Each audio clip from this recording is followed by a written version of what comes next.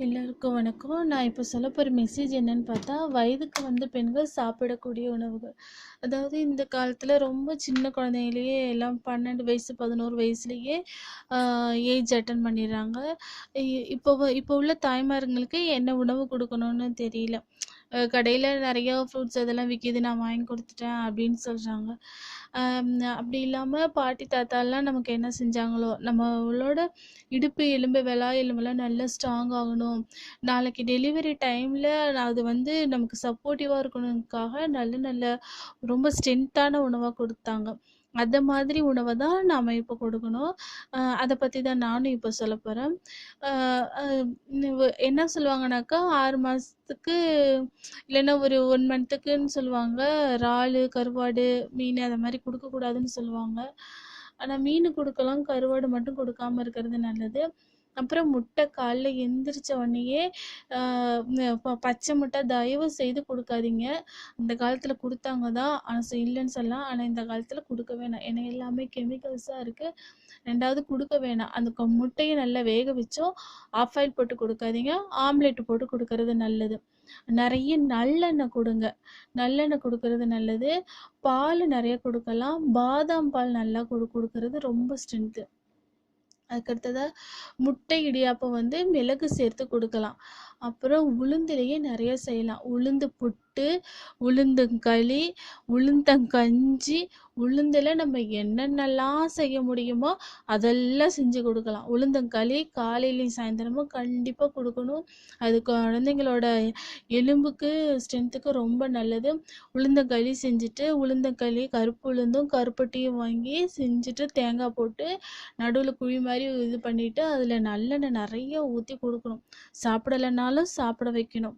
உளுந்து வடை குடுக்கலாம். உளுந்து அடை குடுக்கலாம். உளுத்தம் பால் குடுக்கலாம். சரிங்களா?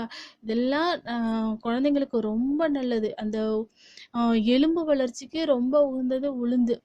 அதுக்கு அடுத்ததா காலையில எந்திரிச்ச உடனேயே வெறும் வயித்துல வேப்பம் கொழுந்து இருக்கு பார்த்தீங்களா?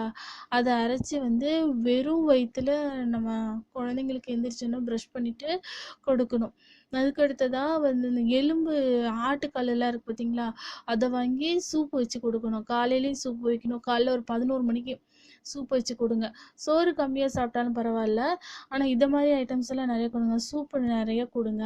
வெஜிடபிள் சூப்ஸ் நெறைய குடுங்க. அ ந ந ந எதுலயுமே மிளகாய் தூள் சேர்க்காம, மிளகுத்தூள் சேர்த்து குடுங்க. அது ரொம்ப நல்லது. எல்லா ஐட்டம்லயும் நம்ம சாப்பாடு செய்யும்போதுமே அந்த குழந்தைங்களுக்கு மிளகு சேர்க்கறது ரொம்ப நல்லது. இடியாப்பம், முட்டை வட்டலாப்பம் இதெல்லாம் செஞ்சு குடுக்கலாம். அதுக்கு அடுத்ததா அந்த ரத்தப்போக்கு ஏற்படுமா, அப்போ ரொம்ப உடம்பு சூடா இருக்கும். அத குளிர்ச்சிப்படுத்துறதுக்காக வெந்தயம் அல்லது வெந்தயக்கீரை இத மாரி செஞ்சு கண்டிப்பா குடுத்தே ஆகணும். அதுக்கு அடுத்ததா மைதா மாவு வந்து இனிப்பு தோசை, முட்டை சேர்த்து ஒரு கைப்பிடி அளவு மாவிற்கு 2 முட்டைய அளவுக்கு அலஞ்சு கொஞ்சமா சின்னதா ஊத்தி குடுக்கணும். சரிங்களா? இதெல்லாம் குடுத்தா இடுப்பு எலும்பு நல்லா பலப்படும். 2வது ஃப்ரூட்ஸ் எல்லாம் குடுக்கலாம். அப்போ வந்து மாதுளம்பழம் கண்டிப்பா குடுக்கணும்.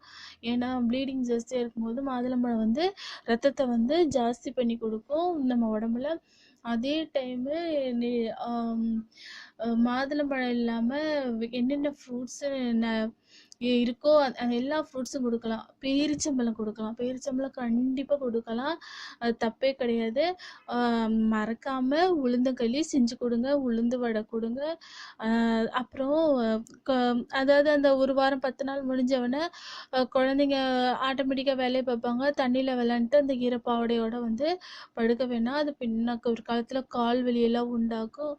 அப்புறம் மறக்காம அ வய அதாவது ஏஜ் அட்டெண்ட் பண்ண பிள்ளைங்களுக்கு வேப்பிலைய அரைச்சு, இஞ்சி சாறு சேர்த்து, தேன் கலந்து காலையில வெறும் வயித்துல கண்டிப்பா குடுக்கணும். குடுத்தா அது குழந்தைங்களுக்கு ரொம்ப நல்லது. குழந்தைங்களுக்கு தெரியாது. இப்போ உள்ள அம்மாங்களுக்கு தெரியுமா என்னன்னு தெரியல. பாட்டிங்கள்ட்ட தெரிஞ்சா கேட்டுங்க. இல்லன்னா இந்த மெசேஜ நீங்க கேட்டுட்டு ஷேர் பண்ணுங்க. இந்த மாரி மேலும் நல்ல தகவல்கள தெரிஞ்சுக்கொள்ள மறக்காம சப்ஸ்கிரைப் பட்டன் அழுத்தவும். Thank you.